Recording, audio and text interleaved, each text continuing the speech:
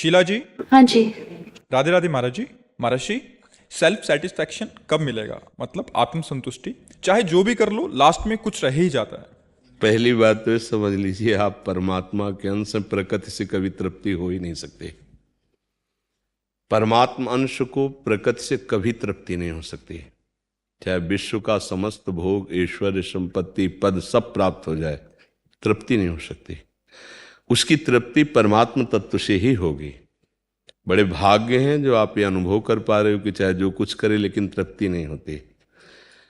संसार का जो आकर्षण है माया जनित, जब तक हम भजन के द्वारा इसको मिटाते नहीं हैं तब तक 5 ज्ञानेंद्रियों के साथ मन शब्द, स्पर्श, रूप, रस, गंध में ही विचरण करता रहता है।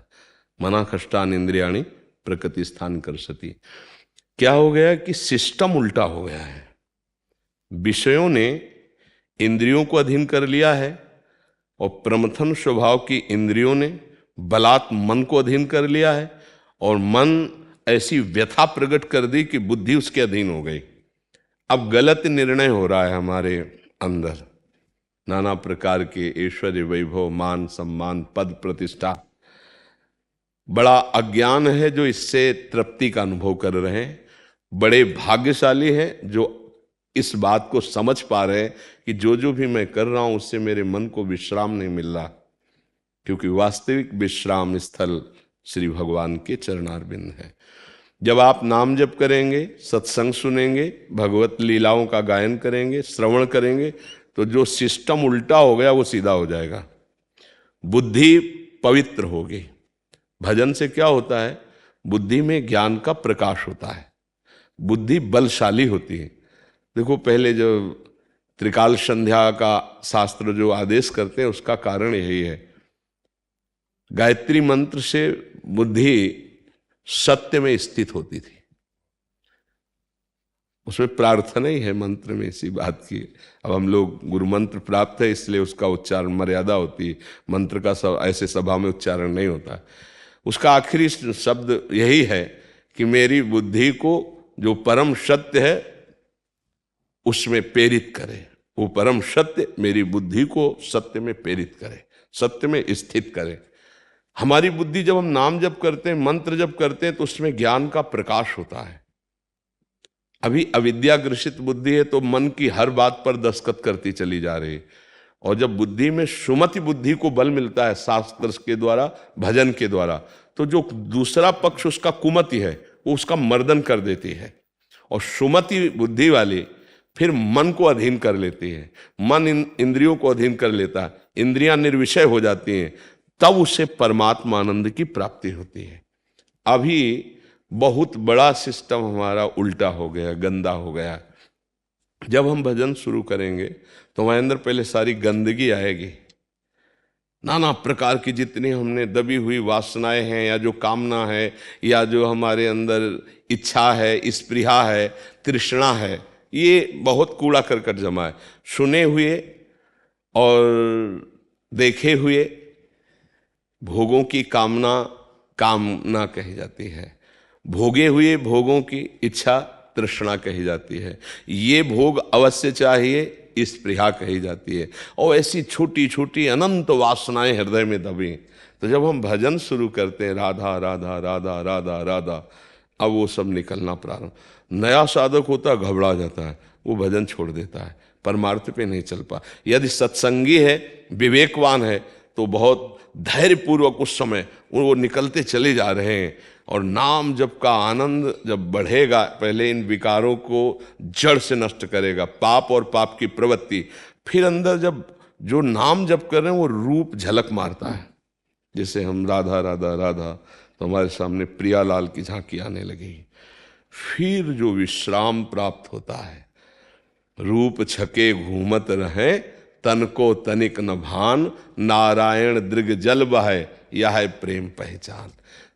नयनन पिय मूरति बसै, तेहि रस रहाय समाय, ये लक्षण सुनि प्रेम के और न कछु सुहाय, और न कछु सुहाय फिरै अपने रस मातो, कुटुम देह ते जाय, छूट सब ही विधि ना तो। जहाँ जहाँ पी की बात सुने खोजत तिन गैनन, हित ध्रुव छिन छिन ले प्रेम जल भरी भरी नयनन। अब उसके विश्राम की स्थिति आ गई।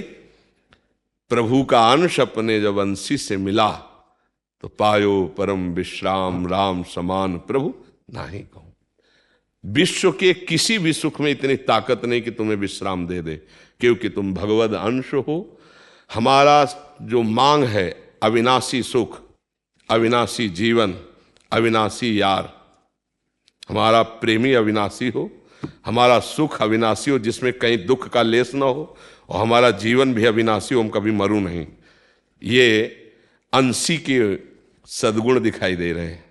बच्चा है ना, उसी का अंश है ना, तो हमारा अंशी अविनाशी, हमारा अंशी सुख सिंधु और हमारा अंशी प्रेममय, प्रेम स्वरूप है। अब ये बात समझ करके यदि हमारा प्रेम, हमारा संबंध, हमारा भाव प्रभु से हो जाए तो विश्राम प्रारंभ हो जाए। पर हमारी भाव दशा शरीरों में है, देहाभिमान देह भाव, और उसी संबंधियों में है, और वो सब भोग सामग्री से तृप्त हो जाएंगे ऐसा हमें भाव है, तो अनंत जन्म व्यतीत हो गए और भी व्यतीत हो जाएंगे, कभी विश्राम नहीं मिलेगा।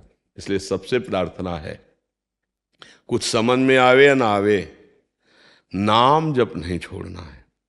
राधा राधा राधा राधा राधा। यदि आपको विश्राम न मिल जाए, आपको आनंद न मिल जाए तो, पर बीच में डरना मत, बड़े भयावह घाटियां हैं। इतना मन विचलित करेगा कि अब तो हम भजन लायक रहे ही नहीं, हम कहाँ भगवत प्राप्ति कर पाएंगे। ये सब बेईमान अंदर ठग बैठे हैं, तुम्हें इस सत्य से वंचित कर रहे हैं, तुम्हारे बल से तुम्हें खोखला किए और तुम्ही को देखो नष्ट कर रहे हैं। कह रहे हैं हम भगवान से नहीं मिल सकते। यार कौन सी बड़ी बात है, मेरे अंशी हैं, मैं उनका बच्चा हूं, क्यों नहीं मिल सकता।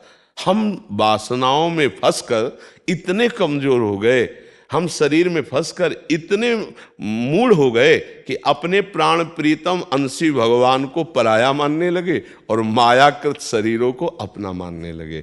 इसीलिए सत्संग सुनो, नाम जप करो और अपने परिवार में भगवत भाव करके सेवा करो। जैसे मनो स्त्री शरीर है, पति में भगवत बुद्धि, सास ससुर की सेवा, पुत्र की सेवा, परिवार की सेवा, और ये सब सेवा भगवान को अर्पित कर दो, निश्चित भगवत प्राप्ति हो जाएगी। चाहे स्त्री हो, पुरुष हो, गृहस्थ हो, जवान हो, कोई भी हो, भगवत आश्रय, भगवत समर्पित कर्म और नाम जप, निश्चित भगवत प्राप्ति हो जाएगी। हमारी बात को मान लेना। नाम जब छूटा फंस जाओगे कोई न कोई माया जाल का। हनुमंत विपत्ति प्रभु सोई, जब तो सुमिरन। इसीलिए नाम जप चल रहा, हर कर्म भगवान को समर्पित करना है तो सावधानी रहती है। जैसे हम रसोई बनाते हैं और जब प्रभु को भोग लगाने के लिए बनाते हैं तो सावधान, छूना मत, ये भगवान भोग के लिए। ऐसे हम जो कर्म भगवान को समर्पित करेंगे तो हमसे डर लगेगा, पाप कर्म नहीं बनेंगे। पाप कर्म भगवान को समर्पित नहीं होते, भगवत विरुद्ध आचरण भगवान को समर्पित नहीं किए जाते। भगवत समर्पित कर्म, भगवान नाम निरंतर जप, ये दो बातें बहुत जोर की हैं। बस इनको धारण कर ले, विश्राम मिल जाएगा।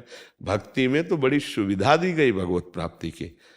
जैसे हमारा मन हुआ आज समोसा चटनी खाना है, हम उसको तुरंत भाव में लेते हैं। हमारे श्री जी की, ठाकुर जी की आज समोसा चटनी की इच्छा, हम बनाते हैं, भोग लगाते हैं, पवाते हैं, पा लेते हैं, वो हमारा भजन बन गया, भगवत प्राप्ति का हेतु बन गया। एक है आज समोसा चटनी खरीदा, खाया, वो उसकी वासना पुष्ट हुई और वो नष्ट करने के काम, दूसरी वासना वही पैदा कर देगा। लेकिन प्रसाद दुखों का नाश करके भगवत भावना पैदा करेगा, क्योंकि भगवत समर्पित भक्ति में तो बहुत सुख है। इसमें सहारा है भगवान का, भगवान रक्षा करते हैं। तो हमें लगता है भगवत आश्रित होकर भगवत समर्पित कर्म और नाम जप करो, परेशानी क्या है। इसी से परम विश्राम प्राप्त हो जाता है। अगर ये नहीं है तो विश्व का कोई भी पद, कोई भी वैभव, सुख सामग्री नहीं प्रदान कर सकता। एक दिन यहाँ एक बड़े धनी मानी पद प्रतिष्ठित थे, तो वो सकुचा रहे थे बोलने में, पर उनको फिर भगवत प्रेरित बोलना ही पड़ा। उन्होंने कहा कि हमारे पास सब कुछ है, जो एक संसारिक आदमी चाहता, मेरे पास सब कुछ है, पर मैं बहुत भयभीत हूं। कहा क्यों? बोले मरना पड़ेगा, ये सब छूटेगा। बस इस बात को मैं सह नहीं पा रहा हूं, क्योंकि अब वृद्धावस्था आ गई, अब मुझे डर लग रहा है कि जो जो भी हमारे पास है ये सब छूटेगा, अब क्या करें, मरना पड़ेगा। ये बात हमका यही बात समझाना चाहते थे जो आपके अंदर आ रही है कि ये सब छूटेगा और जो चलेगा वो समेटा नहीं। परम धन नाम उसको तो तुमने लिया नहीं, परम भगवत आसक्ति वो तो तुमने की नहीं। यहाँ जो आसक्ति की वो सब छूटेगा, डर तो लगेगा ही, और छूटेगा पक्का। सरकारी आदमी और ट्रांसफर तो होगा ही, ये तुम्हारा घर थोड़ी है। सरकारी गाड़ी बंगला सरकारी आदमी मिले थे ये, अब तुमने अपना मान लिया तो अब तुम्हें धोखा तो उठाना ही पड़ेगा। अभी समय है, जितनी श्वासें इतने में भी भगवत प्राप्ति हो जाएगी। मानो हम राधा राधा राधा राधा जप रहे और हमारी आखिरी श्वास हो गई तो हमें श्री जी मिल जाएंगी। बच्चे के बहाने नारायण बुलाया तो भगवत प्राप्ति हो गई, हम तो राधा राधा जानबूझ के कह रहे हैं, तो हमें भगवत प्राप्ति नहीं हो जाएगी। इसलिए नाम जप करें, भगवत आश्रित, कर्म समर्पित, तो सब बढ़िया मंगल हो जाएगा। मुखिया अभिषेक व्यास जी, श्री गोवर्धन नाथ हवेली उज्जैन से। महाराज जी प्रणाम। महाराज जी, अपने प्रभु के निज भावोपासना संबंधी एक सामान्य जिज्ञासा है कि जैसे वर्तमान में देखने को मिलता है कि दूसरों के देखा देखी प्रभु की सखा या माधुर्य भाव से भजना लोग आरंभ कर देते हैं, जबकि हमारी पात्रता दास से सख्य वात्सल्य या माधुर्य में भी किसी एक में स्थायी नहीं है। ये कैसे पता चलेगा आरंभ में महाराज जी? अर्थात कोई संकेत मिलता है या गुरु आज्ञा करते हैं? बिना आचार्य शरणागति के इन भावों की प्राप्ति ही नहीं हो सकती। मनमानी करने से भाव की थोड़ी प्राप्ति होती है। और इसीलिए हमारे प्रभु विविध आचार्यों के रूप में प्रकट हुए। जैसे सखा भाव है, प्रभु को वात्सल्य भाव से दुलार करना है, तो भगवान वल्लभाचार्य जी प्रकट हुए, श्री निम्बारकाचार्य जी, श्री हिताचार्य, स्वामी हरिदास जी, महाप्रभु चैतन्य देव जी, आद्य गुरु भगवान शंकराचार्य जी। अभेद भक्ति, जो जिस भाव को पसंद करे उस आचार्य की शरण में हो और उस भाव वाला मंत्र मिले, उपासना पद्धति मिले, तभी उसकी पूर्णता होगी। ऐसे मनमानी तो पूर्णता वो जानता ही नहीं तो कैसे? आपको रंगनाथ जी दर्शन करने जाना है, अब आपको पता ही नहीं किधर से जाना है, तो आपको एक गाइड रखना पड़ेगा जो रंगनाथ जी के संपूर्णतया गलियों का ज्ञान रखता हो, समय जानता हो, वहाँ का परिचय जानता हो, वो आपको दर्शन करा देगा। ऐसे ही ये भाव है। देखो, हमारा भगवान से स्वतः सिद्ध संबंध है कि हम उनके अंश हैं, इसमें किसी की मिलावट की जरूरत नहीं। अब ऐसे सर्वसमर्थ अंशी से हम सेवक भाव, सखा भाव, वात्सल्य भाव, कांता भाव, सहचरी भाव आदि, ये हमारी सामर्थ्य नहीं है, क्योंकि हम देह भाव को प्राप्त हुए हैं। अभी हम अंश और अंशी भाव में भी नहीं स्थित है, अभी तो देह भाव में स्थित है। अब देह भाव को मिटा करके हमारे इस भगवत भाव को जागृत कर दे, वो सदगुरुदेव, वो आचार्य देव, उन्हीं के द्वारा जो मंत्र मिलता है उसमें सामर्थ्य होती है। उनके द्वारा जो भाव भरी उपासना पद्धति होती है उसमें सामर्थ्य होती है कि जीव अपने जीवत्व को भूल गया और ईश ईशत्व को भूल गया। दोनों को बुलाने की सामर्थ्य आचार्य प्रदत्त मंत्र में है। नहीं, ऐसे अनंत ब्रह्मांडों के स्वामी के साथ खेलने की सामर्थ्य किसकी है? तो जब गुरुदेव ने मंत्र दिया तो उस मंत्र से अधीन होकर प्रभु अपने वैभव ऐश्वर्य को भूल गए, भुलाता है मंत्र उनको, और जीव अपने जीवत्व को भूल गया और दोनों सखा बन के खेल रहे हैं। देखो प्रभु का ऐश्वर्य विस्मरण देखो, श्री गोविंद स्वामी शौच हो रहे हैं और आप अकौड़ा के फल्ले लेके मार रहे, और वो उनको मार रहे। भला ये ईश का खेल हो रहा है? नहीं, अपने प्राण प्यारे प्रभु के साथ हो रहा है। प्रभु अपनी प्रभुता को भूल गए, जीव अपने जीवत्व को भूल गया, और दोनों को एक प्रेम मंच पर खड़ा करके सखा भाव से खिलवा दिया। जगत का सृजन करने वाला जो निमिष मात्र में अनंत ब्रह्मांड स्वरूप स्वयं हो गया, उसको घुटने के बल आंगन में चलते देख करके, उसको रोते हुए बिलखते हुए देखकर, विश्व का भरण पोषण करने वाला मैया यशोदा के दुग्ध पान के लिए रुदन कर रहा है, यह है क्या? भाव। भाव ने परमात्मा की, परमात्मा तत्व की भावना, उसका विस्मरण करा दिया और उसको जीवत्व का विस्मरण। जिनकी भ्रकुटी टेढ़ी हो जाए तो काल भी भयभीत होता है। मैया छड़ी उठाती है तो काजल मिसते हुए ऐसे देख रहे हैं, आंसू एक भी नहीं है, पूरी आंखों में काजल ऐसे। वो नवनीत प्रिया जी का है ना, वो ऐसे करके यहाँ पर। अब जरा विचार करो, ये भाव की दशा को तो देखो। कि अगर सरकार भ्रकुटी 6 दिन के है, महाबली पूतना कुल्हाड़ से काटी गई थी बाद में, और हमें लगता है 6 कोस में शरीर गिरा था उसका, 18 किलोमीटर 18 किलोमीटर के वृक्षों के वृंदावन का पतन करते हुए वो गिरी थी। 6 कोस का आया है प्रमाण। और पूतना का इतना बल था कि बड़े बड़े देवता कांपते थे। 6वें दिन में प्रभु ने उसको परम धाम प्रदान किया। छठी का उत्सव हो रहा था। देखो, मैया को ये कभी नहीं लगा कि मेरे लाला ने किया है, मेरे आराध्य देव ने बचा लिया मेरा। अच्छा, सारे जगत का भरण पोषण करने वाला, रक्षा करने वाले का मैया उसी के नाम से उसकी रक्षा कर रहे हैं। भला उनको भगवान नजर आ रहा है? मेरे लाला की संकर्षण यहाँ रक्षा करें, वासुदेव यहाँ रक्षा करें, गदाधर यहाँ, उन्हीं से रक्षा कर रहा है। ये वात्सल्य भाव। तो ये जो भाव आते हैं, अब जैसे डांटना, दुलार करना, प्यार करना, अगर भगवान अपने स्वरूप में आए ना, विराट रूप में, तो सखा भाव अंतर ध्यान हो गया। अर्जुन कंपायमान हो रहे थे।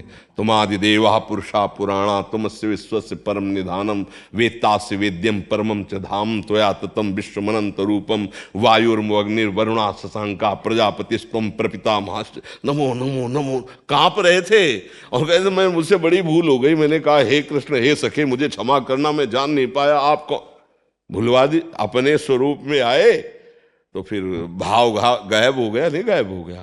तो जब भक्त का आचार्य प्रदत्त मंत्र और भाव होता है तो इष्ट ईश्वरत्व तो भूल जाता है और जीव जीवत्व तो भूल जाता है। दोनों एक प्रेम में और धाम में विविध लीलाएं खेलते।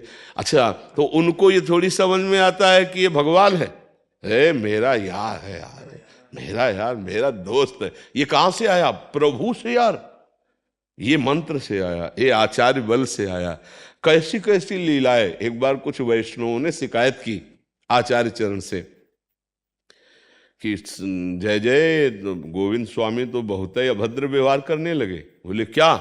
बोले गिरिराज की तलहटी में खड़े खड़े लघु शंका कर रहे थे।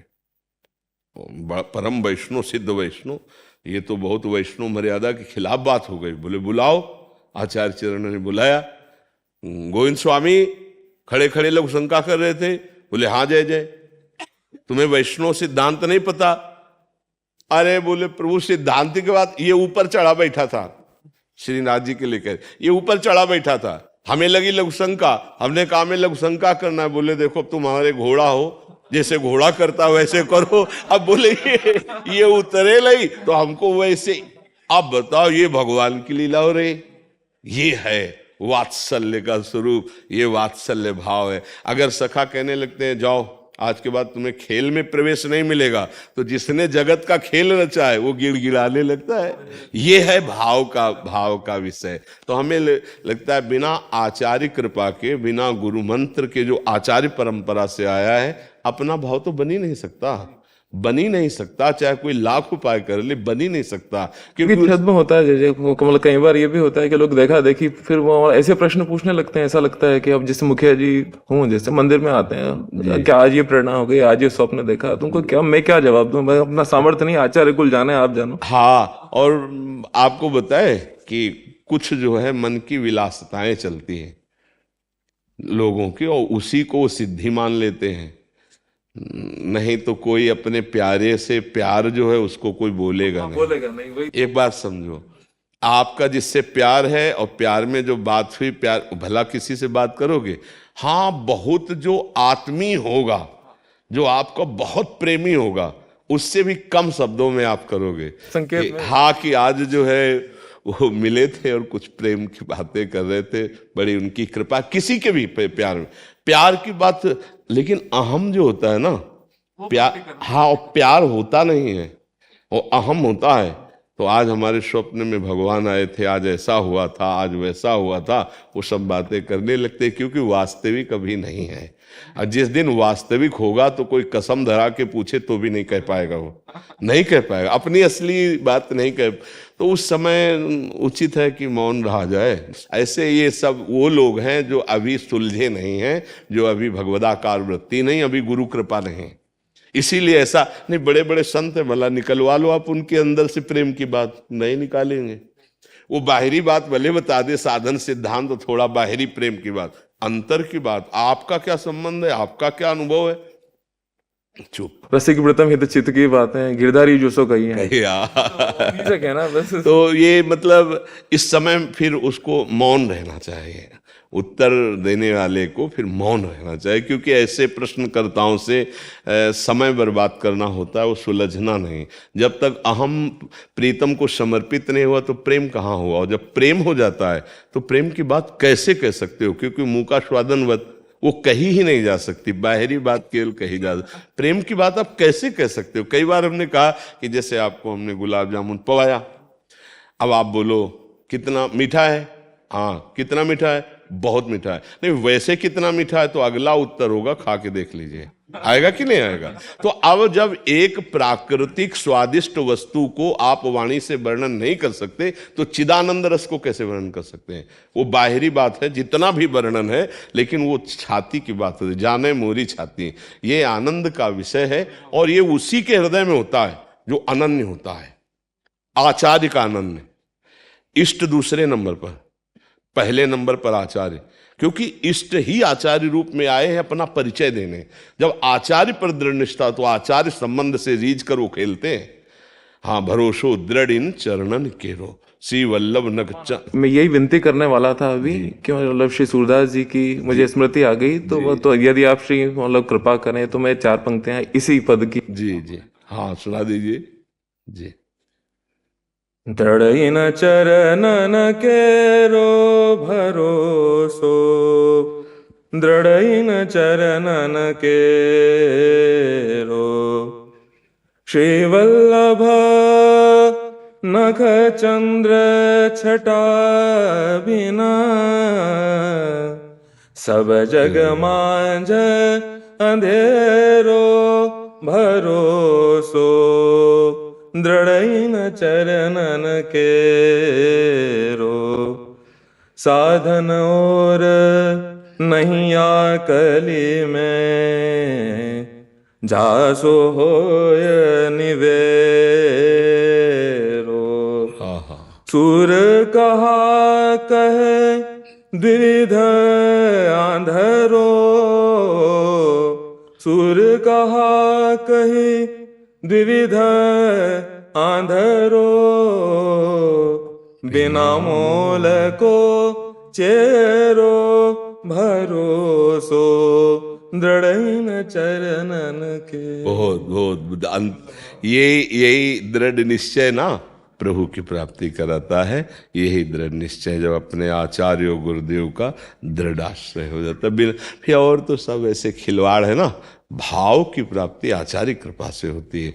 आचार्य संबंध से इष्ट रीझ जाता है, और वही जैसा भाव आचार्य ने दिया है वैसे ही साथ खेलने लगते हैं। जी विशाल जी, राधे राधे महाराज। राधे राधे महाराज श्री। महाराज जी, मैं पिछले 6 सालों से विदेश में काम कर रहा हूँ। मैंने कभी नहीं सोचा था कि 8000 किलोमीटर दूर सिर्फ आपकी वाणी से मुझ में इतना परिवर्तन आएगा। मांस मदिरा को छोड़ना तो मानो असंभव सा हो गया था। 7 महीने से सत्संग और नाम जप में जीवन में एक अलग सी शांति महसूस हो रही है। महाराज जी, आपको कोटि कोटि दंडवत प्रणाम। महाराज जी, जीवन 3 गुणों से और प्रभु के 3 लीलाओं से भरा हुआ है। संहार लीला समाज में दिखती है तो मन जल्दी समझ जाता है और स्थिर भी होता है, परंतु यही लीला जब सगे संबंधियों से होती है तो मन बहुत अस्थिर हो जाता है। हाँ नहीं पाता हाँ, ये ममता के कारण होती है ना। जैसे बाहर सुनने को मिले कि एक्सीडेंट हुआ, 10 आदमी मर गए, तो आपको कोई परेशानी नहीं, लेकिन उसमें आपका कोई रिश्तेदार, अब आपको दुख होगा, क्योंकि ममता जो है ना, वो उससे ममता संबंध है। इसीलिए हमारे यहाँ रसिकों ने कहा है, एक अहमता ममता ये जग में है दुखदाई, ये जब श्री जी की ओर लगे तो होत परम सुखदाई।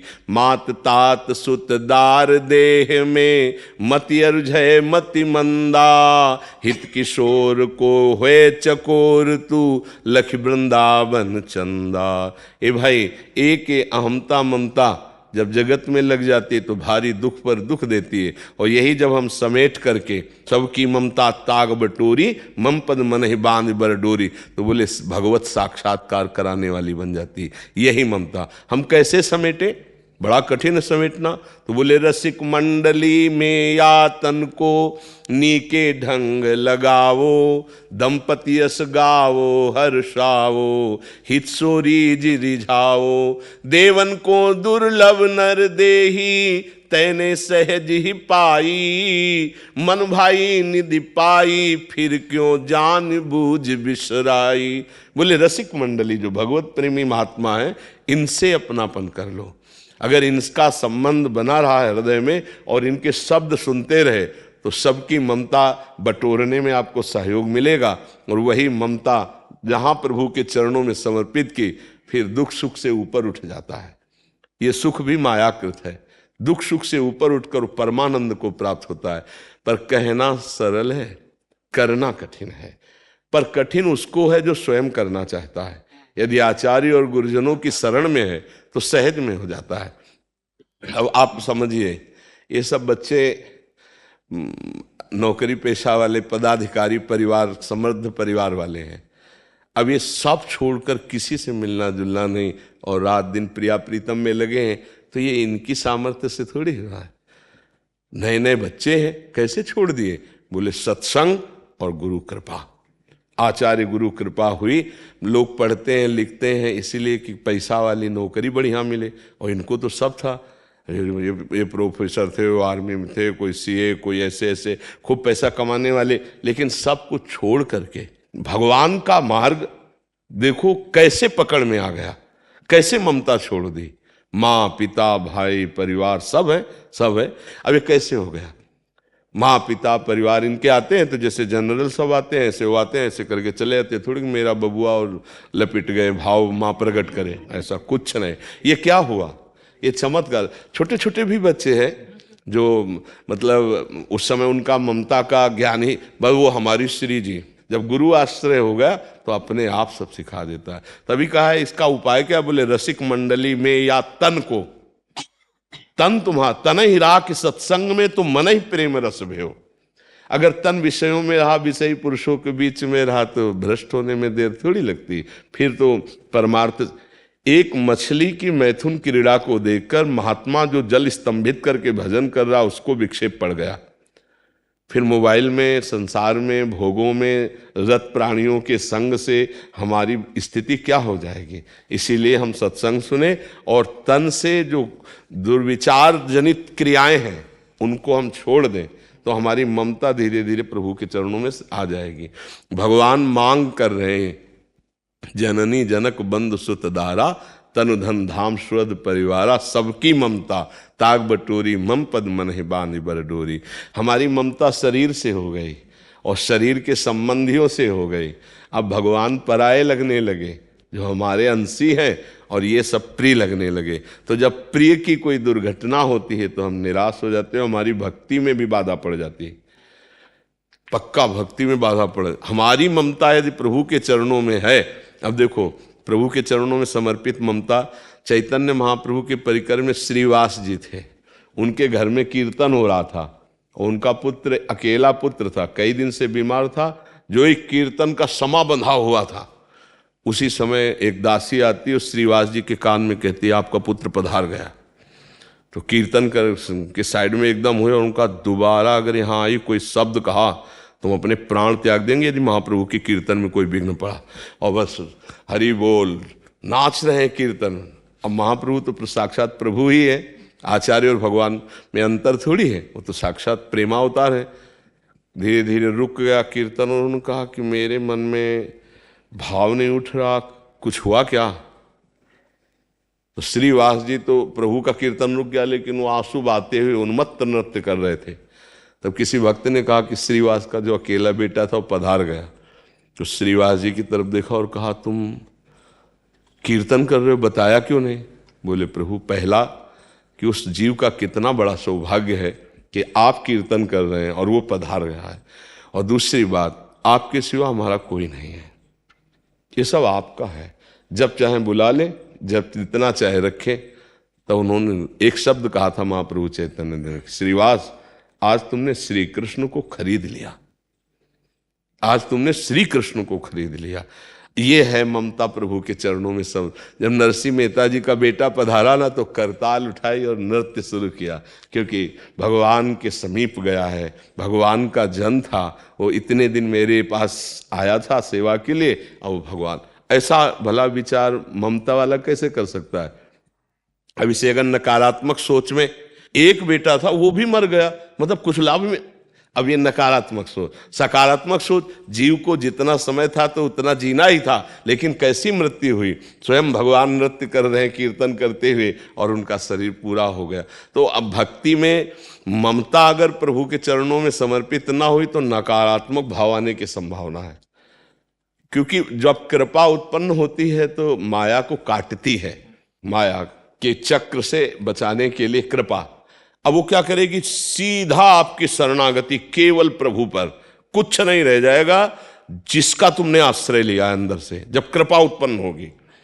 जैसे द्रौपदी जी के ऊपर कृपा जब प्रकाशित हुई तो जो जो अपनापन था वो सब सभा में देख लिया, ना पति ना कोई सभासद, धर्मात्मा पुरुष बैठे थे, ना अपने हाथ ना अपना बल ना अपना दांत, तब पुकारा गोविंद, तो यही वस्त्रावतार हो गया भगवान का, यही बाजू से पल्लू नहीं गिरने दिया। अन्य आश्रय जब तक है तब तक कृपा व्यवहार करेगी कड़ुआ, हर जगह से हटा के एकमात्र भगवद आश्रय। अब इसके लिए कम लोग तैयार रहते हैं, नहीं, इसके लिए कम तैयार रहते हैं। तैयार इस बात के लिए कि हम जो जो चाहें हमारी सुरक्षा व्यवस्था और भोग सामग्री, तो जय भगवान की, बहुत अच्छी जगह हम जुड़े हैं, जब से जुड़े तो जो चाहा वो हो गया, लोग जैसे नहीं। और अगर जब से जुड़े तो जिसकी चाह के लिए जुड़े उसके अलावा हर चाह मिटा दी जाए तो फिर हटना पड़ेगा, फिर हटना पड़ेगा। यही होता है महाराज जी, बार बार ममता में अटक जाता है। निर्ममो निरंकार सुख दुख के सुखक्षम, उसी में पाठ करता हूँ तो फिर भी बड़ा कठिन लगता है वो। बस नाम जप करो और सत्संग सुनो और कोई पाप कर्म न बनने पावे, तो जैसे जैसे हृदय पवित्र होगा वैसे वैसे आप ममता रहित स्वयं होते चले जाएंगे। पक्का विश्वास कीजिए। भगवान का एक नाम है मन चोर, चित चोर। हम तो मन वहां तक नहीं पहुंचा पाते, वो हमारे मन को चुरा लेते हैं, और सही पूछो तो हमारे मन में आके बैठ जाते हैं, हमारे मन का अधिकारी खत्म हो जाता है, श्री कृष्ण मन हो जाते हैं, श्री कृष्ण प्राण बन जाते हैं। जैसे गोपीजन कहती हैं कि कान भय प्राण में, प्राण भय कान में, ही में न जानी परे, कान है कि प्राण है, ले भगवान ही मन बन जाते हैं। कृष्णाकार मन, कृष्णाकार बुद्धि, हमें ज्यादा परेशान नहीं होना। बुद्धदेव जी, राधे राधे। पीसीएस आगरा। महर्षि राधे राधे। महाराज जी, हमारे पार्क में प्रशासनिक अधिकारी और मैजिस्ट्रेट लोग जाप के बाद दशांश हवन करते हैं और बताते हैं कि इतना लाख मंत्र जप करना चाहिए। मैं जाप करता हूँ, गिनती और हवन नहीं करता, मेरा क्या होगा? ऐसा इनका भाव है महाराज जी। क्यों दशांश हवन करे? सर्वस्व हवन कर दे, दशांश क्यों हवन करे? परमात्मा प्राप्ति दशांश हवन से होती है क्या? ये कोई राजकीय टैक्स है क्या कि 100 में 30 रुपया देना पड़ेगा? अरे भगवान का सर्वस्व है, बस यही तो समझ नहीं आती ना। देखो, अधर्माचरण का बल मिलेगा इससे, इस सूत्र से जो हम कह रहे हैं उसको सूक्ष्मता से समझो। अधर्माचरण का बल मिलेगा इससे, सिद्धांत को समझो। दशांश नहीं, सर्व तो भावेन, भगवान की शरण। मैं ये मन आधत्स्व मई बुद्धिम निवेश है, भगवान आदेश कर रहे हैं, मन मेरे में लगा दे, बुद्धि मेरे। दशांश क्यों? सर्वस्वर्पण आपका। अब आपका है तो मैं ढूंढूं क्या? आपने दिया है, धर्म पूर्वक चलो। 100 रुपया किसी के बेईमानी मत लो, चवन्नी किसी को मत दो, भगवत प्राप्ति हो जाएगी। हम जो कह रहे हैं उसको समझो। जानते हो यह धर्मी है, 50 लाख देगा, हम इसे जितवा देंगे, तो 50 लाख में तुम दशांश नहीं, कुछ भी करो, तुम्हारा सर्वनाश करेगा। आगे चल के देख लेना, तुम्हारे स्वास्थ्य का, तुम्हारे विचार का, तुम्हारे परिवार का अगर अशांति और चिंता का जाल ना बिछा दे तो बताना, आगे चल के देख ले। कोई भी हो, अंतिम समय मन पछताई है, अवसर बीते। ये दशांशों से कुछ नहीं होता। मयि मन आदत सो मई बुद्धिम निवेश है, जो हम कह रहे हैं उस बात को समझो। हाँ, 4 रोटी हमारे पास है, कोई भूखा नजर आ रहा है, ए भाई आज तू ये पाले, आज मैं उपवास कर लूंगा, ये बात धर्म की बात। कोई बीमार है, हमारी जेब में है 100-500 हमारे खर्चा के लिए, ए भाई चलो तुम्हारी हम औषधि करवा देते हैं। बात समझना, ना हविष्यान्न शुद्ध है, ना वायुमंडल शुद्ध है कि यज्ञ के द्वारा आप भगवत प्राप्ति कर लें। आज का समय नहीं है, हविष्यान्न शुद्ध नहीं है।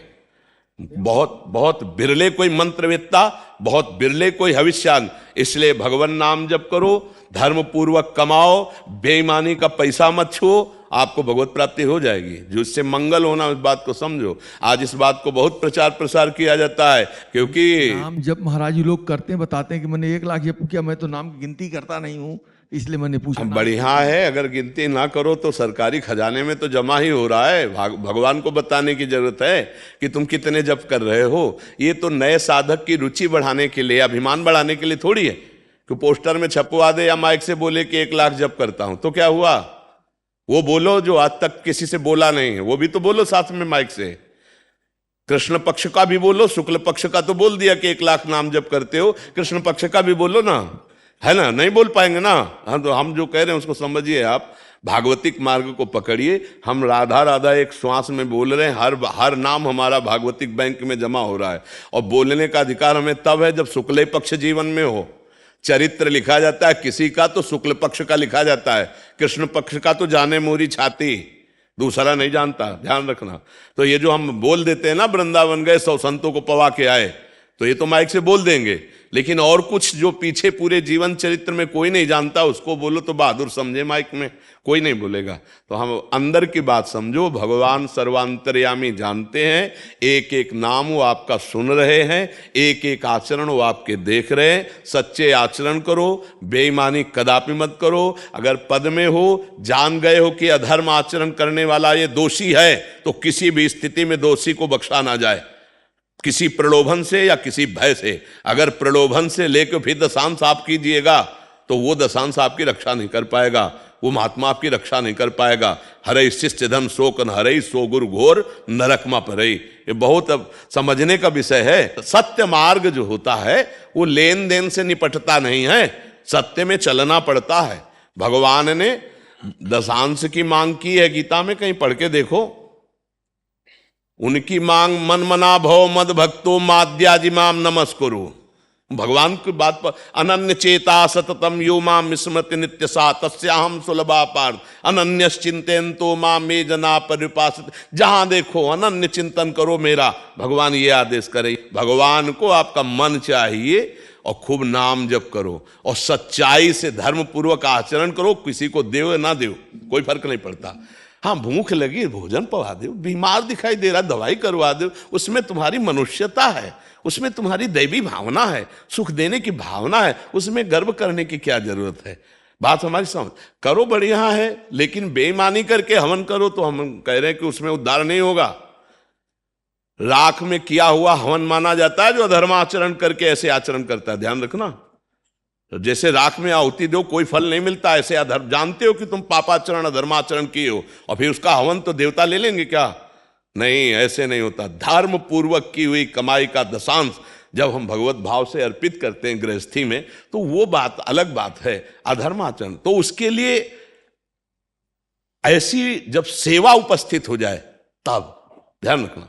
सेवा उपस्थित, आपको ऐसा कोई घटनात्मक स्थल मिला जहां कोई तड़प रहा है, मान लो एक्सीडेंट हो गया, कोई उठाने वाला, आप कीजिए। अब प्राणपन से वो आपको उठाना पड़ेगा उसे, ये आपका कर्तव्य है। उसको आजकल जानते हो क्या, शीशा खोला और मोबाइल से वीडियो बनाया और निकल गए। हाँ, ये आज का समाज है। चाहिए कि उतरो, अब उसको भय नहीं सताना चाहिए कि कहीं हम ही को आरोप ना। नहीं, सत्य भगवान है, इस समय मेरा कर्तव्य है, रुपया लगेगा, जो भी जैसी परिस्थिति होगी देखा जाए। पहले इसका परोपकार, अब आया परोपकार का हिसाब। सामने तुम्हारे मान लो कोई बड़े अधिकारी हो, आप न्यायाधीश हो, सामने रो रहा है कि मैंने गलत नहीं किया और साक्ष्य भी ऐसा लग रहा है कि गलत नहीं किया, लेकिन आपको प्रलोभन या भय के द्वारा गलत न्याय करना पड़े तो आप कितना भी हवन कर लो, नहीं, तुम्हारी छाती जलेगी, तुम्हें अधर्माचरण का दंड भोगना पड़ेगा। वहां सुहा करने से नहीं होगा कुछ। सत्य पे चलने वाले के लिए कोई भी बाधा नहीं है, कोई किसी की ताकत नहीं है कि सत्य को झुका सके। ध्यान रखना, थोड़ी समय के लिए भय उपस्थित हो सकता है, लेकिन भगवान का नाम सत्य नारायण है। वो सत्य के पक्ष में खड़े होते हैं और विनाश करवा दिया सत्याधर्मी कौरवों का, करवा दिया ना। थोड़ा दुख मिला, 12 वर्ष का वनवास, 1 वर्ष का अज्ञात, लेकिन हस्तिनापुर के चक्रवर्ती सम्राट पर धर्मात्मा महाराज धर्मराज युधिष्ठिर ही विराजमान हुए। इसलिए मुझे लगता है हम किसी के देखा देखी नहीं, हमें धर्म से चलना है, भगवान में मन लगाना है और कर्तव्य को पूजा समझना है। अगरबत्ती तुम एक मत लगाओ और अपने कर्तव्य का पालन करो, भगवत प्राप्ति होगी। और तुम एक पूरी पैकेट रोज अगरबत्ती लगाओ और अधर्माचरण करो, भगवान मिल जाए तो मुझे बता देना। भगवान तुम्हारी खुशबू जो भगवान को अगरबत्ती से देना चाहते हो, तुम्हारे भाव की है। तुम्हारे भाव तो दुर्गंध युक्त है, तो बाहरी खुशबू सच्चिदानंद भगवान की श्री अंग की गंध के आगे दुर्गंध है। चाहे जितना बढ़िया इत्र हो, अगर आपका भाव शुद्ध नहीं है तो वो इत्र भगवान के लिए दुर्गंध के समान है। और आपका भाव है बढ़िया, हम भगवान की आज्ञा से चलते, धर्म में चलते। आप आरती नहीं करते हो, आप अगरबत्ती नहीं लगाते हो, तो भी आपको भगवान की प्राप्ति होगी। भगवान अंदर की बात को समझते हैं। अब बाहर से खूब आरती करो, सोने का मुकुट चढ़ाओ, दूसरों के साथ छल कपट अधर्मा आचरण करो, हमारे भगवान कभी प्रसन्न नहीं होंगे। दुर्योधन ने किया था बहुत बड़ी व्यवस्था भगवान की, जब संधि के लिए गए थे। एक बूंद पानी नहीं पिया, एक दाना अन्न नहीं खाया, और विदुरानी के घर गए थे और वहां मांग करके भगवान ने पाए। तो प्रेम दशा में विदुरानी जी को ज्ञान ही नहीं रहा कि क्या पवाना चाहिए, तो गूदा फेंक रहे, छिलका पवा रहे, और भगवान छिलका पा रहे। देखो ना हमारे भगवान के स्वभाव। ऐसा हो तो ये करोड़पति अरबपति के घर भगवान बैठे रहे, हम बाबा जी के पास काय को आएंगे है? और यार अरबपति की क्या जरूरत है, लक्ष्मीपति है, वो खुद लक्ष्मी जी पैर दापती रहती।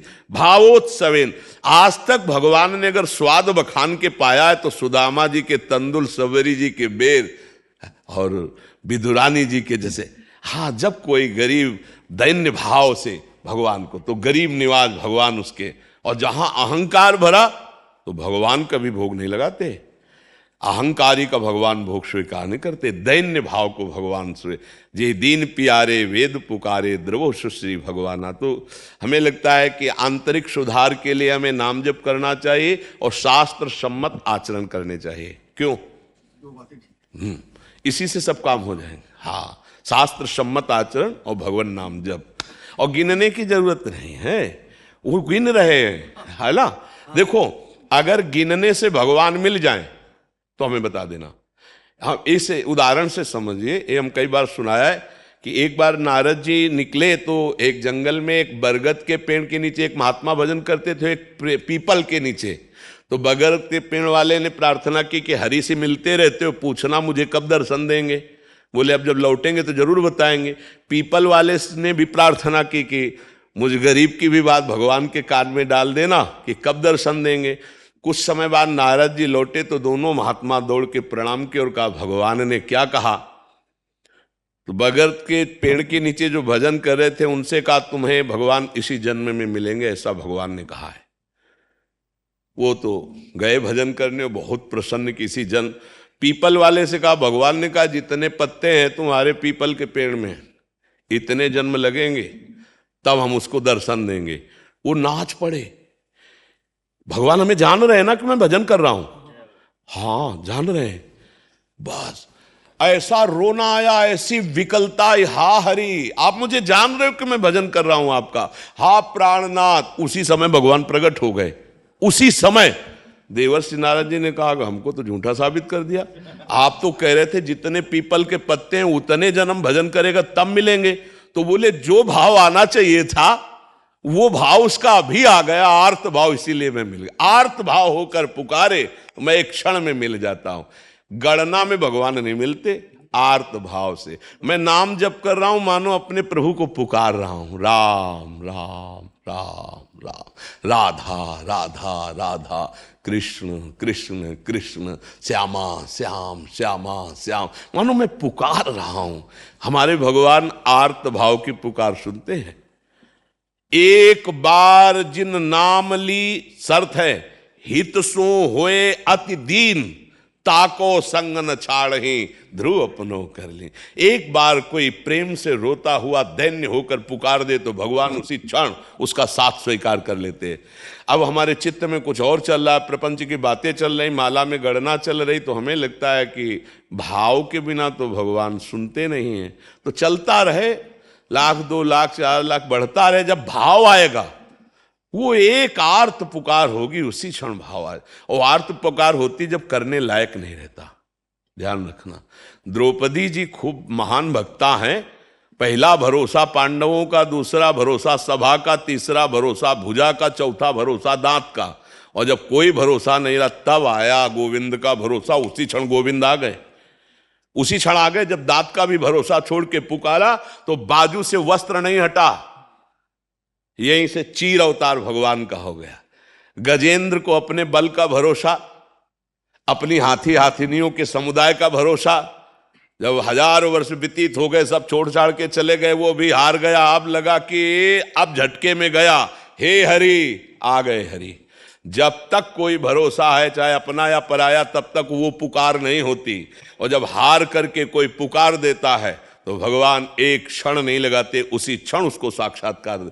तो हमको पुकारना है। भजन का मतलब, नाम जप का मतलब क्या है? संख्या नहीं, पुकारना। हम पुकार रहे राधा राधा राधा, उठते बैठते चलते फिरते और धर्म पूर्वक आचरण करें, निश्चित भगवत प्राप्ति होगी, इसमें संशय नहीं करना चाहिए। महाराज जी, मैं श्री जी बाबा महाराज को बेटा हूँ रमाकांत गोस्वामी। महाराज जी, हमारी एक संस्था है ब्रिज विकास ट्रस्ट, के महामंत्री आर डी अग्रवाल जी। हम ब्रिज 84 कोष में ठाकुर जी की लीला स्थल इनको जीर्णोद्धार कर रहे हैं। जहाँ जहाँ ठाकुर जी ने लीला करी है, 2005 से ये सेवा चल रही है और अब तक 85 जगह सेवा है चुकी है। तो ये आपको संकलन की है, आपको भेंट करनी महाराज जी, जैसे आप मानसी यात्रा कर लेंगे।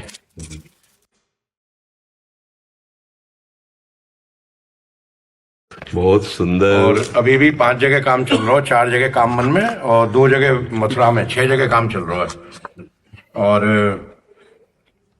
भविष्य में भी लगातार ये मेंटेनेंस चलता रहेगा। ऐसी व्यवस्था ब्रिज विकास ट्रस्ट ने करी है।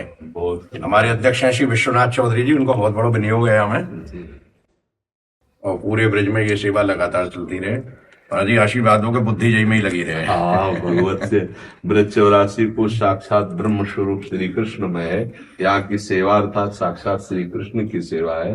फिर आप तो ब्रजवासी जन हैं, भगवत आराधक है, आप तो भगवत स्वरूप ही हैं। ये जो सेवा ठाकुर जी ने दी है ना, ये बहुत उत्तम सेवा दी है। हाँ, बहुत उत्तम। तन मन धन से सेवा करनी चाहिए। ये साक्षात श्री कृष्ण का बपू है। जो पुराने कुंड हैं, जो पुरानी लीला स्थलियां हैं, हाँ, उनको हम वृंदावन में 16 मंदिर इनको जीर्णोद्धार कराया। हाँ, बहुत सुंदर बाबा, ये तो बहुत आवश्यकता ही यह काम की जो आपने की हुआ है। कई लोग मन की बात कही ना पा रहे। लोग हमसे प्रश्न करें ना, हम आपका यूट्यूब पकड़ा दें। हमें तो आपसे इतना सहारा मिला है। मैं कथा वाचूंगा बाबा, 450 कथा कर चुका हूँ तक। पूज्य पिताजी ने 1500 कथा करी है। और मैं तो कोई भी प्रश्न करे ना, मैं समझाने की कोशिश करूं। फिर भी आगे समय ना आवे तो मैं कहूँ भैया बाबा सुन लो सभी। और मैं रोजाना नियम से महाराज जी कथा सुनूंगा आपकी। ऐसी गांठ खुलती चली जाए, परत की परत खुलती चली जाए और आंसू अपने आप शुरू हो जाए। इतना आनंद आवे कि बस बार बार सुनते रहो, बार बार आनंद। ये सब प्रभु की कृपा, आप सबका अमृत बांट रहे हैं महाराज जी, बहुत बड़ी कृपा कर रहे हैं। नहीं तो लोग भटक जाते हैं, जगह नहीं मिलती। आजकल के बड़े जो संत है जाए, VIP है जाए, उनसे मिलने को समय लेना पड़े, फिर भी वो समझा ना पा रहे। लेकिन ये जो सोशल मीडिया पे प्रसारण है, घर बैठे दवाई मिल रही है, होम डिलीवरी मिल रही है लोगों के लिए। जैसे गोली घर पे आ गई और खा लो बस।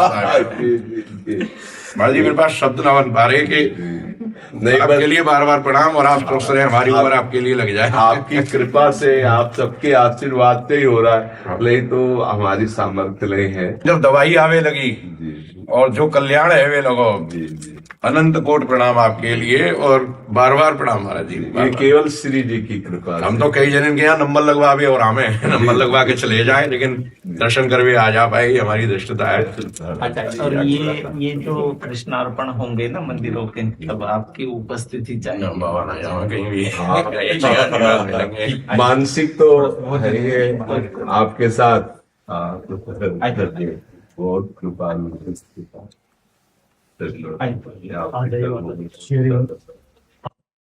पुनीत सिंह जी, श्री हरिवंश। जी। गुरुदेव आपके चरणों में कोटि कोटि प्रणाम। राधा वल्लभ श्री हरिवंश। महाराज जी, अधिकतर संत महात्माओं को जीवन में बुरे प्रारब्ध को ही काटते देखा गया है। क्या उनका कोई अच्छा प्रारब्ध नहीं होता या उसकी कोई चर्चा नहीं होती?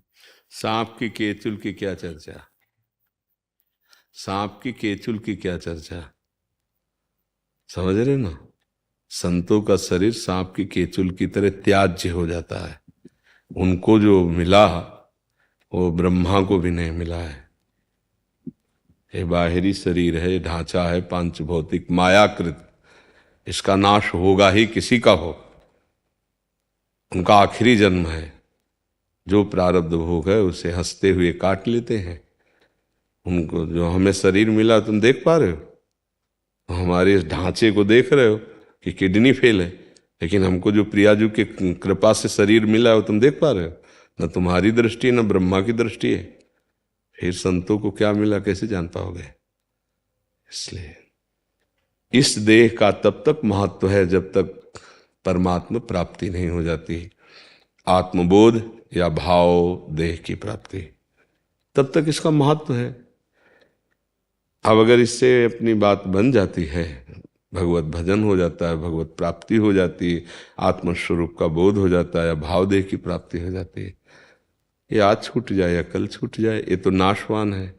अब इसी शरीर से अनेकों प्रकार के पाप कर्म और पुण्य कर्म हुए हैं पूर्व में। अब जीव का इस शरीरों से संबंध का नाश हो रहा है, अब उन शरीरों को भोगवा दिया जा रहा है, कोई परेशानी नहीं। ऐसा थोड़ी कि केवल संत ही भोग भोगते हो और दूसरे को कष्ट नहीं मिलता, ऐसा नहीं। पर संतों का आखिरी जन्म होता है जो, तो इसलिए आपको विशेष दिखाई देता है, फटाफट फटाफट ये कष्ट पे कष्ट, कष्ट पे कष्ट, पर वो कष्ट नहीं होता है। कुश्ती लड़ने वाले दोनों पहलवान जब लड़ते हैं तो देखने वाले को लग रहा है बड़ी जोर का थप्पड़ मारा, बड़ी जोर का पछाड़ मारी, उसको उत्साह बढ़ रहा है। नहीं, अगर नीचे गिरा तो घुटने टेक करके पुनः उठता है और पछाड़ मारता है, लेकिन देखने वाले को भय लग रहा है, देखने वाले को ऐसा लग रहा है थप्पड़ लग रहा है, ये लग रहा है। ऐसे ही तुम्हें देखने वाले हो तो तुम्हें लग रहा है शरीर में किडनी फेल है, ये परेशानी वो परेशानी। परेशानी होने पर तुमसे संभाषण करेंगे, भागवती को उत्तर देंगे। भगवान प्रारब्ध भी भोगवा रहे हैं और कृपा भी कर रहे हैं। रामकृष्ण परमहंस जी के गले में कैंसर था, डॉक्टरों ने कहा कि आप संभाषण नहीं करेंगे, सत्संग नहीं करेंगे, आप अपनी डॉक्टरी अपने पास रखो, हमारी श्वास जब तक है तब तक हम सत्संग करेंगे। सत्संग, हमारा जीवन कोई प्राकृतिक विधान से थोड़ी चल रहा है, अब भागवतिक विधान से चल रहा है। हाँ, प्रकृति के नेत्रों से देखोगे तो प्राकृतिक है, भागवतिक नेत्रों से देखोगे तो भागवतिक है। संतों को कष्ट शब्द से संबंध नहीं होता। हाँ, कष्ट शब्द से संबंध सांसारिक पुरुष को होता है।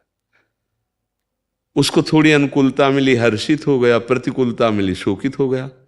और संत सुख दुखे समय कृत्वा लाभा लाभो जया जयो, जय पराजय में, लाभ हानि में, सुख दुख में समान भाव। कोई प्रभाव न सुख का, न दुख का, न लाभ का, न हानि का। हाँ, अब सर्दी है तो शरीर में सर्दी लग रही है, पर उसकी व्यथा नहीं है। व्यथा होना और सर्दी लगना दोनों अलग अलग बात है। थप्पड़ मारेगा कोई, आभास है कि थप्पड़ लगा, पर उसकी व्यथा नहीं है। कोई गला काट देगा, आवाज बंद हो जाएगी, लेकिन मुझे छू नहीं सकता, हमारे स्वरूप को छू नहीं सकता। नैनम छिन्नन्ति शस्त्राणि नैनम दहाति पावका न चैनम क्लेदयन्त्यापो न शोष्यति मारता। फिर ये क्या, रोग आदि कैसे छू सकते हैं? जब अग्नेयास्त्र, वायवास्त्र, वरुणास्त्र हमें नहीं छू सकते तो ये रोग आदि क्या छू सकते हैं? मकान में जाला लगा है, पड़ा रहे, छिपकली भी टलती रहे, क्या फर्क पड़ता है? तो ऐसे ये रोग है, ये जाले हैं, इधर उधर पड़े, क्या फर्क पड़ता है? अब ये क्षमता बिना प्रभु के आ जाएगी क्या? अभी आपको बता दिया आपकी किडनी फेल होने वाली है, फिर आपसे बात की जाए, कैसा आपका उत्तर रहेगा देख लो। और जरा चेहरा पहले फोटो खिंचवा लो पहले की, और फिर डॉक्टर जब बता दे कि आपकी किडनी फेल है तब फोटो खिंचवा लेना ना। हाँ, ऐसे ही संसारी पुरुष का स्वभाव और प्रभाव होता है, और भागवतिक पुरुष का ऐसा स्वभाव प्रभाव होता है, ना कभी उदास हुए जीवन में प्रभु की कृपा से, और ना अभी उदास है, और ना आगे उदास होना है। क्योंकि जिसके लिए दास बने थे उसने उदासी खत्म कर दी।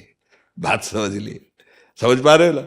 हाँ, इस कपड़े के फट जाने के पहले यदि बढ़िया रेशमी कपड़ा मिल गया हो तो इसका कोई माप तो रहेगा क्या कि भैया ये फटे दो, हमारे पास तो है ही है ना। और जिसके पास ये ही है और उसकी खरोच लगेगी तो परेशान हो जाएगा। अर्थात ये पांच भौतिक देह में ममता आसक्ति किए हो, अब इसमें खबर आ जाए कि कैंसर हो गया, असाध्य रोग किडनी हो गई, अब आपका दिल फेल होने वाला है।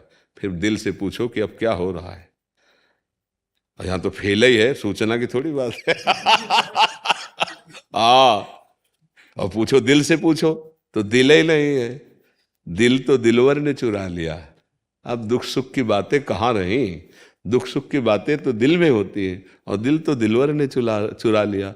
अब क्या दिल देकर दिल की सुख दुख की बातें किस मुख से कहिए, दिल तो दिलवर को दे दिया, प्रियालाल को दे दिया। अब क्या थोड़ा भजन करोगे तो आगे जान जाओ। संतों को कष्ट, हाँ एक बात का कष्ट होता है, आपको दुखी देखकर। आपका दिव्य मनुष्य जीवन और आप विषयों में सुख दुख का अनुभव करते हुए भगवत विस्मरण करके जीवन जो व्यतीत करते हो, ये देखकर जलन होती है कि यार तुम सच्चिदानंद सुख को प्राप्त कर सकते हो, तुम भगवान को प्राप्त कर सकते हो, तुम ऐसे अवसर को व्यर्थ में खो रहे हो। इस बात का कष्ट, और संतों को कष्ट नहीं होता। सच्ची मानना, वो भले कांख रहे हों, भले पीड़ा में हो, पर उस समय भी परमानंद भगवान की स्फूर्ति हो रही होती है। उसी समय वो एक ऐसी जगह शीतलता में बैठे हैं जहां कोई भी दुख स्पर्श नहीं कर सकता। ये केवल प्रवचन की बातें नहीं है, संतों को दुख नहीं होता है। पर यह जरूर है कि जिसका अंतिम जन्म होता है उसका फाइनल फटाफट होता है, क्योंकि अब हिसाब किताब बराबर होना है ना, तो इसलिए बहुत कष्ट देखा जाता है, बड़े बड़े सिद्ध महापुरुषों में देखा जाता है। तो वो कष्ट बाहरी होता है क्योंकि इस तन के द्वारा पाप हुए हैं। इस जन्म में, पूर्व जन्म में बड़े बड़े पाप हो गए, चूक हो गई, गलती हो गई। अब हम भजन में लगे हैं, अब हमारा भजन भगवत प्राप्ति के मार्ग में जा रहा है। अगर हम उनको मिटाना चाहें तो मिटा सकते हैं, पर फिर बाधा पड़ जाएगी, फिर और जन्म लेना पड़ेगा, क्योंकि खर्चा कर रहे हो ना। तो फिर इसीलिए निष्काम भजन भगवत प्राप्ति कराता है कि हमें जो कष्ट आ रहा है उसे हम भोग रहे हैं। डॉक्टर रूप से भगवान औषधि रूप से हमको संभाल रहे हैं, उससे हम अपना संभल रहे हैं और भजन का प्रयोग कर रहे हैं भगवत प्राप्ति के लिए, जगत मंगल के लिए। तो ऐसे चलता रहता है। उसको ये न देखे कि संतों को इतना कष्ट क्यों मिलता है। नहीं, संतों को कष्ट नहीं मिलता है, भगवान अपनी गोद में रखे रहते हैं। देखो प्रहलाद जी को कितना कष्ट दिया गया, लेकिन प्रहलाद जी को कोई कष्ट हुआ क्या? ठाकुर हरिदास जी को 22 बाजारों में कोड़ों से मार मार कर खाल खींची गई, तो क्या उनको कष्ट था क्या? नहीं, सारे कोड़े भगवान श्री हरि के अंग पर पड़ रहे थे। वो अपने भक्तों की महिमा प्रकाशित करते हैं, उनकी लीला है। बकाया कष्ट शब्द से संबंध भक्तों का नहीं होता, भक्तों का तो आनंद से संबंध होता है। और मन जब इतने से समझ लो, आपकी एक औषधि का लेप या औषधि का इंजेक्शन लग जाने से उस अंग को काटा जाए तो कष्ट नहीं होता, क्योंकि मन वहां तक नहीं पहुंच पाता। तो अगेंद्री में मन का संयोग हटा दिया जाता है, उसे जैसे शून्य कहते हैं ना, उस जगह से मन चेतना शून्य हो जाता है, क्योंकि वो इंद्री के सारे ही चेतना करता है और त्वगेंद्री को वहां से शून्य कर दिया गया। तो अब मन त्वगेंद्री के स्पर्श से वहां अनुभव नहीं कर पा रहा, तो आप काट दो, कोई परेशानी नहीं है। तो क्या एक औषधि में जितनी पावर है, क्या साधना में पावर नहीं है? कि भगवान के भजन से मन ऐसी स्थिति में पहुंच गया कि भारी से भारी कष्ट में भी वो आनंदित है। खुली आंख ऑपरेशन हो रहा है अंग का और वो देख रहा है, उसको कष्ट नहीं हो रहा। ज्ञान है कि कुछ कट रहा है, कुछ ऐसा हो रहा है, पर उसको कष्ट नहीं हो रहा, क्योंकि त्वगेंद्री से मन को शून्य कर दिया गया, संबंध रहित कर दिया गया। और दुख सुख का अनुभव कराने वाला मन, अब बाद में जब वो त्वगेंद्री का संसर्ग हुआ, वो औषधि हटी, तब पीड़ा प्रारंभ हो गई। तो समझ रहे, भगवान ने जितनी औषधियां बनाई, भगवान की तो बनाई हुई है, उन सब औषधियों में जो पावर है वो भगवान से है। ऐसे भगवान में यदि हमारा मन लग गया तो क्या हम बड़े से बड़े कष्ट को मुस्कुरा के नहीं सह सकते? सह सकते हैं, पर हमारा असलियत में मन लगना चाहिए। मन प्रभु में लग जाए तो सब कुछ सह जाएंगे। ठीक है, हाँ, भगवान सहन शक्ति प्रदान करते हैं। एक बार माधवदास बाबा जी को संग्रहणी रोग, जो बार बार शौच वाला होता है, तो अब 10-20 शौच हो जाए तो आदमी ढीला ही पड़ जाए। उनके कई दिन से शौच हो रही थी, तो आंख खुली तो देखा एक नवकिशोर बालक पीतांबर का साफा बांधे शौच की लंगोटी बार बार समुद्र से धो के ऐसे फैला रहे, सूखी लंगोटी कमर में बांध रहे। बाबा ने देखा, रे ये तो श्री भगवान है स्वयं। उनका, प्रभु आप क्यों? तो बोले, तुम्हारा कोई और है क्या? उनका, प्रभु आपके सिवा तो कोई नहीं। तो कहा, जिसका मेरे सिवा कोई नहीं होता तो मैं ही स्वयं सेवा कर। भगवान के कितने पार्षद हैं, जय विजय, कितने महान, लेकिन भगवान पार्षदों को आज्ञा नहीं की, आप स्वयं आकर। तो माधवदास बाबा ने कहा, प्रभु आप प्रारब्ध नष्ट कर देते। मान लो आपको सेवा ही कर ली थी तो ये शौचे का रोग ही हटा देते। बोले, नहीं, सिद्धांत का पालन करना है। हम तुम्हारी सेवा कर लेते हैं, तुम प्रारब्ध भोग लेते हो, शरीर छूटेगा, हमारे धाम आ जाओगे। अगर प्रारब्ध बचा तो फिर अगला जन्म होगा। इसीलिए बड़े बड़े संतों को ज्यादा से ज्यादा यहां भोगते नजर आया जाता है, क्योंकि उनका आवागमन चक्र का हिसाब एकदम खत्म। और जिस समय वो दुख का भोग रहे होते हैं, उसी समय परमानंद उनके हृदय में होता है। तुम जान लेना, एक अद्भुत आनंद, एक अद्भुत सुख होता है। संसारी पुरुष जब दुख भोग रहा हो तो उससे मिलकर बात करना, और जब कोई संत दुख भोग रहा हो फिर मिलकर बात करना। भाई जी महाराज बहुत पीड़ा में थे, बहुत कष्ट में थे, उनके भी उदर में कैंसर था। तो श्री सीताराम ओंकारनाथ जी महाराज आए मिलने के लिए, तो उनके पार्षदों ने कह दिया कि भाई जी महाराज बहुत अस्वस्थ और कष्ट में है। तो उनका, कोई बात नहीं है। बहुत बड़े संत थे सीताराम ओंकारनाथ जी महाराज, नाम प्रेमी। भाई जी के पास सूचना पर भाई जी उठ के आ गए तुरंत, और बैठ करके घंटों चर्चा हो, घंटों, ऐसे जैसे स्वस्थ पुरुष। और जो उनको विदा किया, फिर वैसे बीमार स्थिति। फिर इसका मतलब बीमार नहीं थे वो, शरीर पीड़ा युक्त है, वो बीमार युक्त नहीं थे। खूब आनंद पूर्वक भगवत चर्चा हुई। तो ऐसे ये भागवतिक है।